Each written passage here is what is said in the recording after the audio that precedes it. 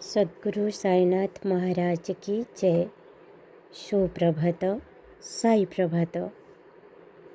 बाबा कहते जदि तुमे कौनसी स्थान को जाउछ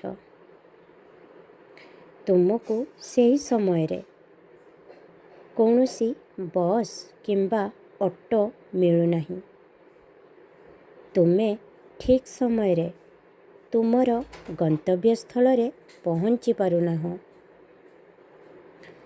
तेबे मने रख एथिरे मोर कौनसी लीला रही।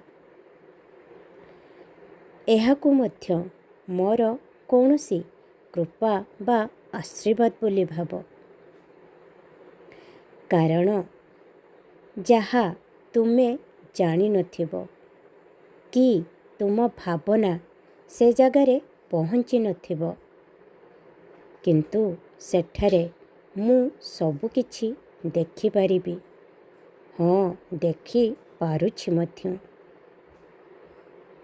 तेणु संभवतः मु तुमको कौनसी विपरीत परिस्थिति रु रक्षा करुछि, जहा पई मु ही तुमको सेठारे ठीक समय रे पहुँचीबाकू देउ नहीं। मने रख एही भली भावरे प्रायतः अनेक थर मु तुमको छोट छोट प्रतिकूलतारू मध्य रक्षा करे, बंचाई थाए। तेणु तुमर समस्त कार्य सर्वदा हेया ही भाव जे ए सबु जहा होइछि मो बाबांको द्वारा ही होइछि, मो बाबा ही करिछन्ति। एथिपाई मु सर्वदा तांको प्रति कृतज्ञ रहिबी, प्रत्येक मुहूर्त पई धन्यवाद देबी।